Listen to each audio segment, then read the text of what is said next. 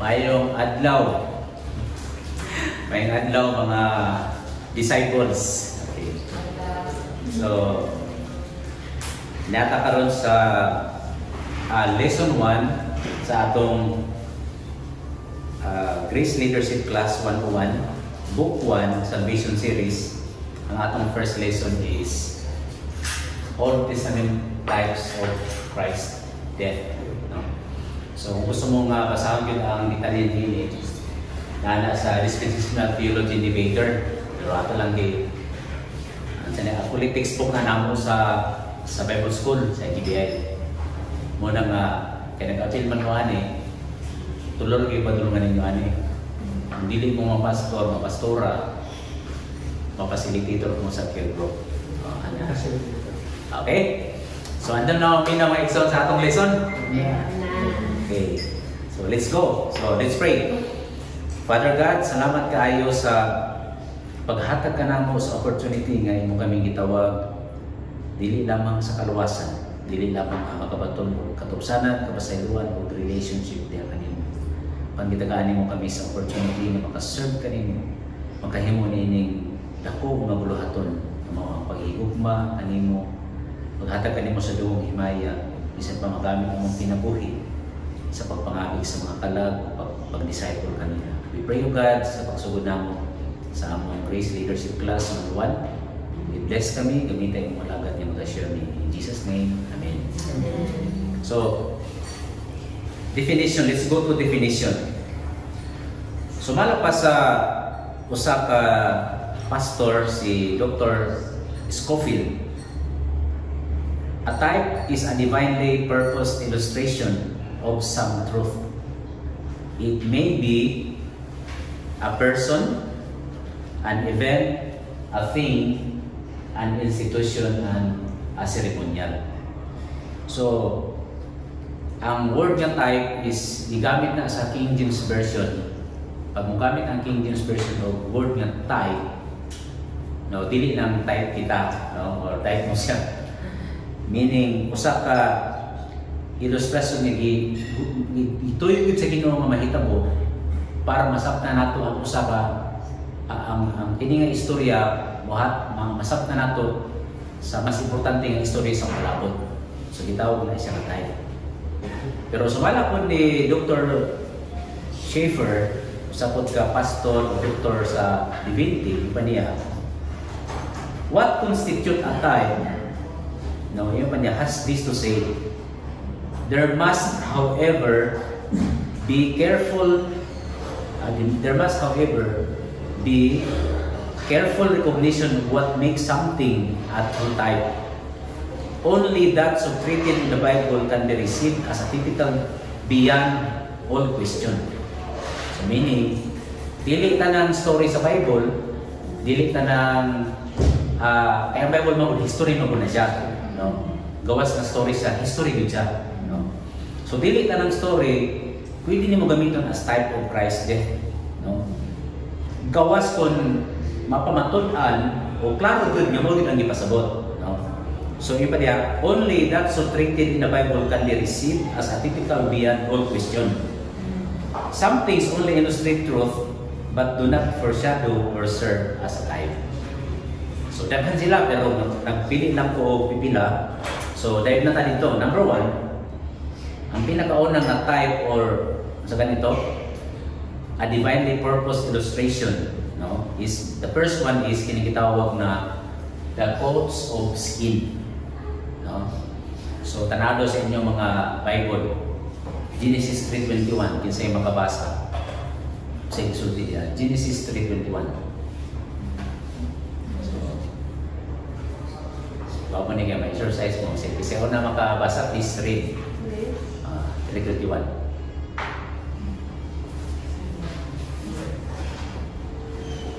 Si Jehovah nga Dios nagbuhat alang kang Adam ug sa iyang asawa mga sirina nga panit ug iyang gibistihan sila. Yan. Kay sa diha wala pa nakasala si Adam ug si Eva, di ba? Hubog man sila.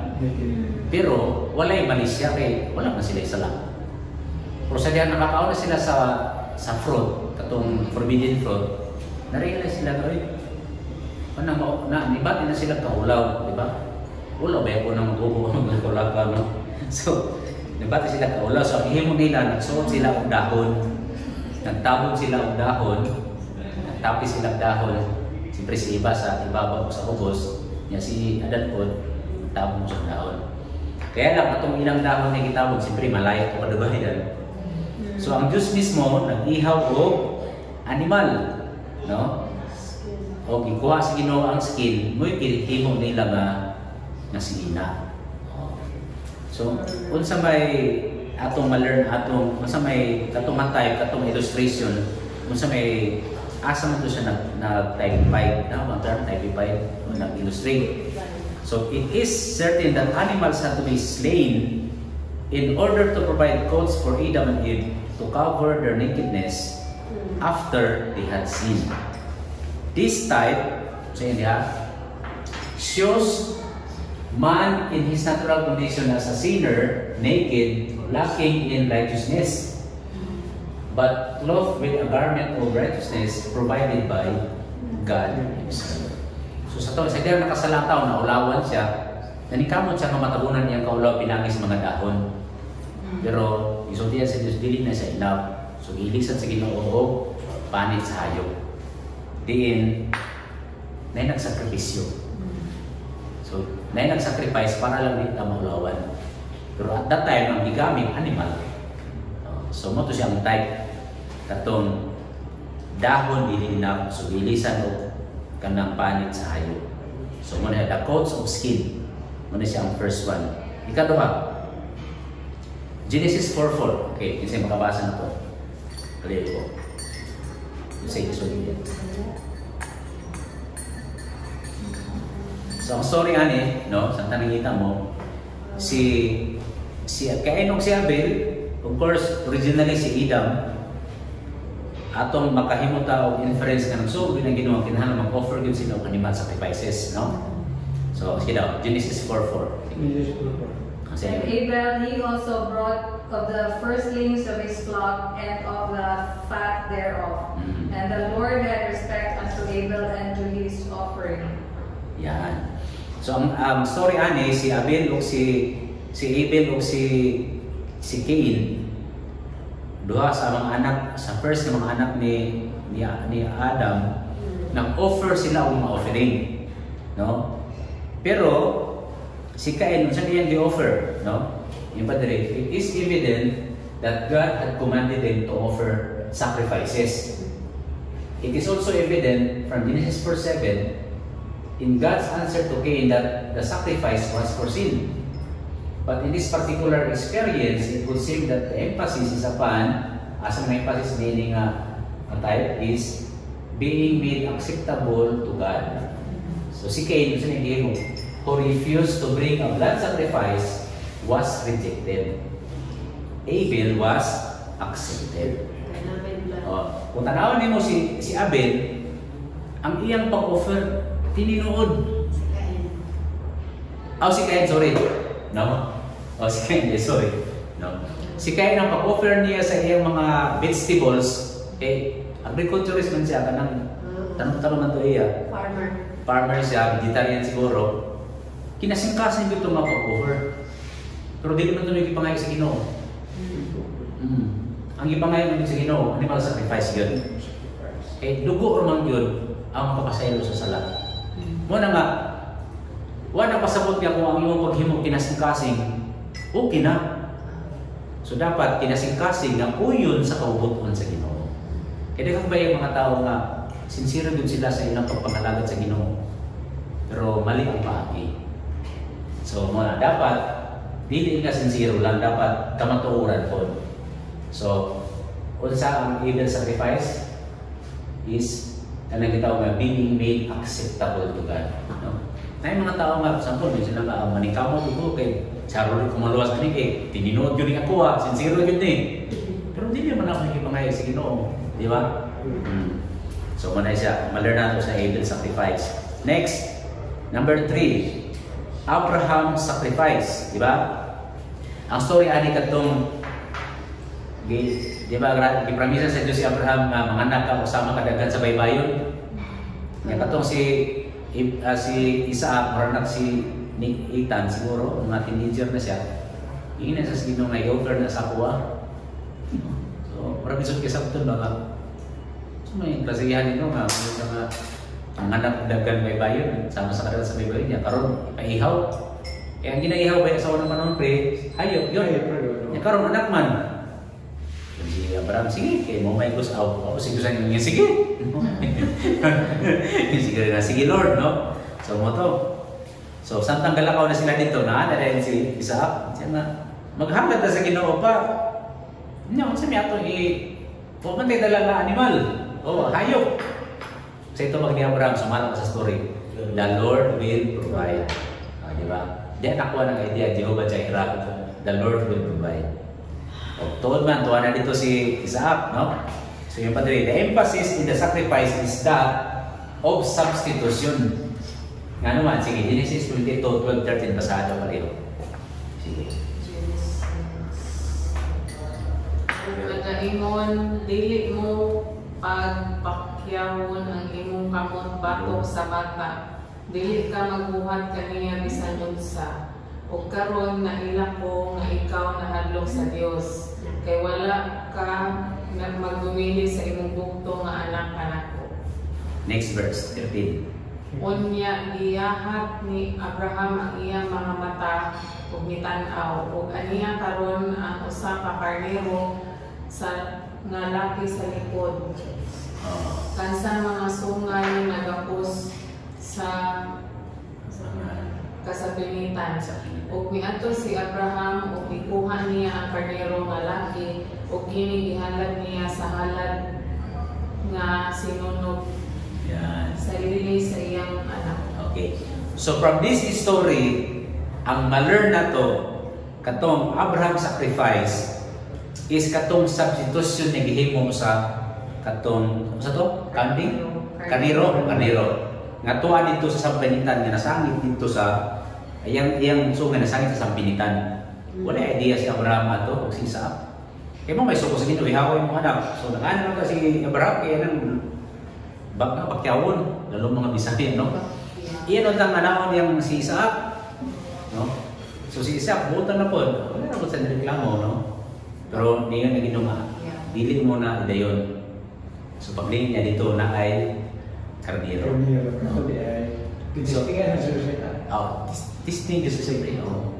Pero sa'yo na sa ato kay, pagulungan ito sa story. Pero si Abraham, na first time, disunto siya, no? Ang liba, may nagino, ihangan nato si Ethan. Sagot ka, Jing. O si Pablo na lang ang ihangan. No? Nung nakikita ko niya, ako itang ginas Jing sa atong tulog, nagkisa may atong sacrifice kung sakali. Hindi siya nga, ikaw na lang pa. Ako hindi na ilang ihangan.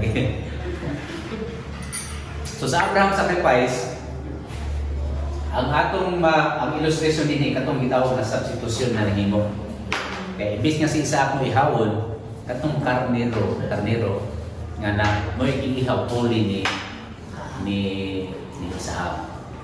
So diya sa dinhi nga story makita nimo mao na gihimo ni Jesus puli nato. Di ba?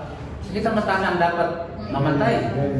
Pero si Jesus na himong substitute, siya namatay puli nato. Di ba? Okay, so that's the third type. Then number 4, katong gitawag na Passover lamb, no? Ang story nining Passover lamb, di ba? Pila na ka milagro gipakita ni Moses kay Paraon, igahan mo yun siya. Oo, tapos dili na po siya, di ba? Di ba pulang dagat, ipadala sila daghang baki, daghang mga lukos. Yun, gahay mo kayo si Paro, di niya buhay ng mga Israelites. So, moto nga ni Ana ang Diyos ng Moses na, Moses, muna inyong buhaton, kada pamilya, mangita o ka ng nindot kaayong mga kariro nga walay apan, walay buling. Inyo itong ihawon, kunya ang dugo at ng karniro, ipahin ninyo sa pultahan. Kaya nga naman, kaya anang gabiho na mulabay ang angel of death. Kung kutob sa balay nga malabyan nga way dugo, ihawon ang kamagulangang anak. Nya karon kay ang nakabalo ato pre. Mga Hudiyo naman. I don't know, siguro na Hudiyo man ito to. Pero probably most island to siguro. So nag-ihaw sila karniro. So siyempre ang mga Egyptian, sila ano sila kabalo. Imagine ni mga usalang kagabi. Diba itong sa movie bitaw na ito, Prince of Egypt, no? Mga Prince of Egypt. Diba nga nilabay lang ito kanino? Nino lang. Nilabay sa kanino. Sinagitay na. Nagitay na, inanagad. Muna ka nang, kanalagay ko ni Pastor mong sa akin nga, you're like an angel. Hindi daw, sayop daw ng application kaya sa Bible, pag tunay angel, naging mamatay. Dangerous yun na siya. So yung pa rin sa 1 Corinthians 5:7, yung pa ni Paul. So inanit, doon na, yung pa rin. Ang nakita ko ato, pag-agi sa angel of death, pag-agi niya, uy, kining balay na, may dugo, wala ba yun siya? Kung nakita ko nga Passover, saylo lang siya. Saylo. Pag sunod yung balay, Egypt, huwag na sa pag-aamot. Kabalo, siguro sa Egyptian bagbutan. Pero kung ano niya, kung doon na po Egyptian nagbutang, luwas yun. Kaya actually, namin mga Egyptian na nakapuyot siya. Basta na dugo. It does not matter kung Israelites o Egyptian. Basta paglabay sa angel of death, pag may dugo, sa iluhan. Pag may dugo, sunod. Ihaw. Would have passed over you. Muna ito ang Passover. So, yun pa rin, si Apostle Paul speaks of Christ as our Passover, being sacrificed for us in 1 Corinthians 5:7. While all of the sacrifices have in them the idea of substitution, the Passover has the further significance of deliverance from sin's death penalty. The sprinkling of the blood of the Passover lamb speaks of personal appropriation by faith of that blood in 1 Peter 1:2. The Passover provided the basis for Israel's redemption from the bondage of Egypt, and as such is the type of Christ's death as a provision for redemption from sin to all who will appropriate it by faith. Okay. So, ang Passover lamb mo hinungdan nga naluwas ang mga Israelite gikan sa kamatayon sa angel of death ug naghatag og nila og kagawasan gikan sa pagkaulipon sa Ehipto. Katong Passover lamb nga giihaw. Sa application karon, mo po yung gihimo ni Christ ang duha.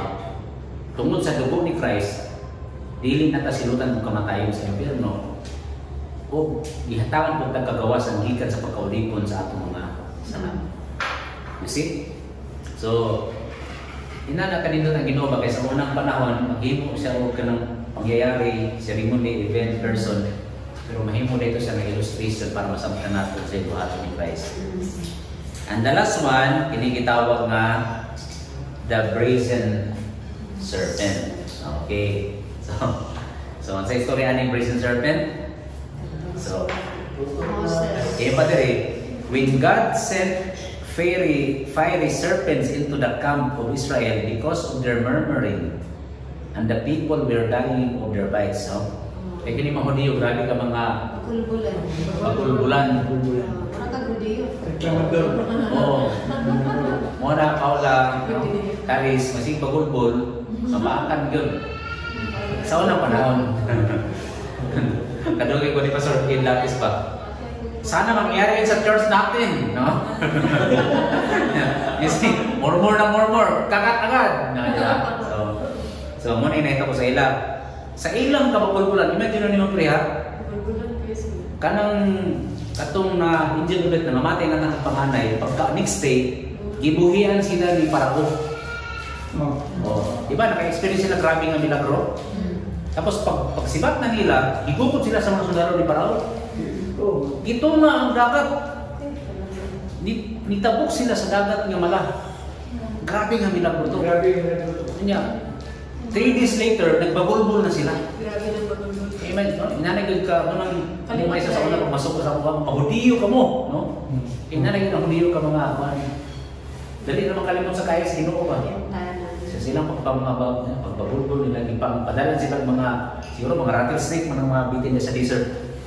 Na sumala pa sa Discovery Channel, animal planet na siguro nagpamapaakan daw pag gratis snake. Kung minus ka o ka ng resistensya, 5 minutes patay ka. Pero kung gahi-gahi pa, 30 minutes. Oh. So kung pa mamatay na. So Moses, Moses, ngay, apakaw sa Ginoo sa buhaton nato. So naging istorya ang Ginoo. Ano yung istorya si Moses sa Ginoo? No? So, God told Moses to make a serpent of brass and put it on a pole, and that everyone that had been beaten would be healed upon looking upon it. Can you imagine? So ang solusyon, di ba kung mapapagbitin, mas may tambal? Tambal. Tandok! Wala may tandok dito. Okay. Di ba kung saya? No? Siguro, kamunggay no da. Okay, kamunggay kay dessert man. Okay, ang tayo binumata-mata. No? So, ang game mo, di ba kung tanawan mo, murag dili siya relevant pa. Di ba?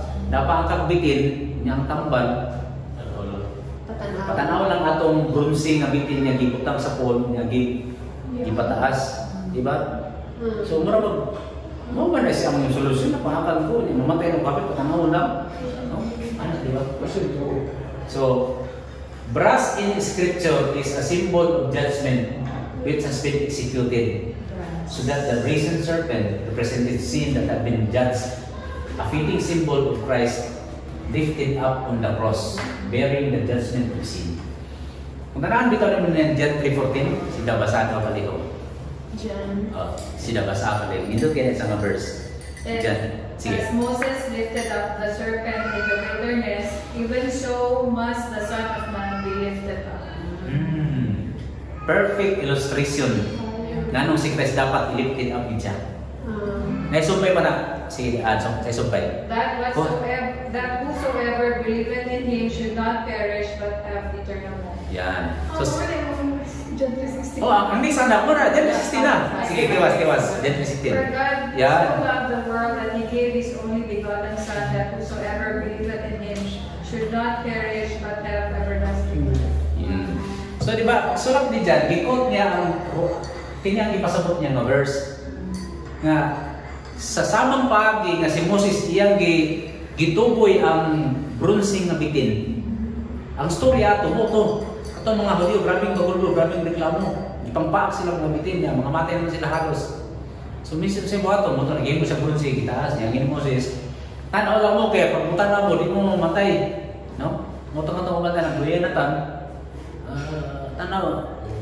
Altik na yun. Di ba tan? Hindi siya makatawa. Taon na makatawa na siya. Pero katong mga dili mo tanaw, si pagulbot, unsan, klasiyan yung anak, tanaw, dili ko, tanaw. Patay. Pero kanang himat yun na, kanang tingnan na dito. Tanaw. Hindi siya makatawa. Sama na ako na siyang istoryahan, nakatawa niya sa unang balik-balik naman ko. So pagmutanaw sila sa bitin mo, yan. Mutong gibasa ganiha, sa maong pag-iusap, ang anak sa tao, ituboy usap mo itong pagkamatay ni Jesus Christ. Aron ang mutuo kaniya, di ba? So, sa ila physical na paatong mamatay. Kita, nakasalak tamo yung impyerno. Pero bisa nang physical sa nang dipaak sa bitin, agi ang pwede mo to na. Wala din tanaw sa bitin. Sa bronze bitin. So, unsa ang thin line between maluwas o dili maluwas? Mani. Nagi mga tao na kabalugin sila sa story nga si Jesus namatay, nalubog ng laban na. O kabalugin sila nga kung mutuo ka maluwas. Kaya lang, dili enough. Dapat kuyugan o religion, kuyugan o Mary, Santos, binuhatan, membership. So, meaning, dili yun enough si Christ. Sa pikas na side, katong him ni Christ enough na gito, mutuo ka lang. Mo po nang madawat sa uban. Sila, grabe, tuo lang, luwas na layo. Sapay, mag-isunti yun. Di ba? Katong nabakad sa bitin pre. Wala naman yun nga, kung mag-break dance ka, di ba ka, ka, luwas ka. Gusto mo ba niyo pagsayaw nga? Wala naman kayo. Tutok lang po, anak. Ano yun? Kumain na yung mga tama, wala, malikapot.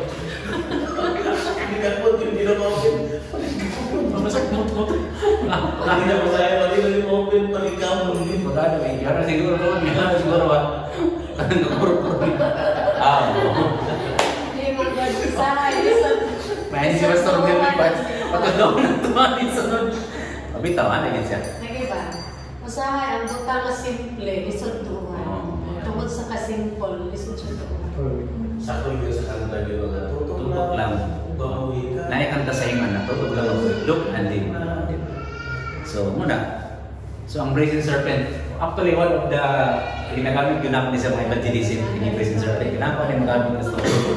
Kailan yung mag-tutok lang mo yan. So, muna. So, okay. So, muna ang last part. So, sa atong sharing tayo karon, no? Magulat ka ninyo, no? Mga men dito ta. Ha? Sige, ako lang ipagkita sa nakon eh. Okay. So, sa atong sharing time karon, sa oras? Pwede nga rin kayo. Ikaw di matataman. Sige, napatay mga 10 minutes. Okay. So, muna ang question, no? Discussion questions, no? Doon lang kung tana. Pili lang asa mo. Everyone will share depending kung nahanda. Okay. Ang first question is, of the 5 Old Testament types, the coats of skin, Abel's sacrifice, Abraham's sacrifice, the Passover lamb, the brazen serpent, in your perspective, which of the above types displayed much of God's graciousness? For you, para sa inyo. Next is, how will it lead you to love God and love other people, especially unsaved people? So, ang first question. Second, among the 5 Old Testament types, which has the most impact for you and why? Ano ang impact on you, for you? For you and why? Okay? So, lang. Sa inyong kuan, sa inyong discipleship class, so you group itong daghan mo, and then we'll discuss, then after anak, using prayer na yan. Okay? Okay. God bless.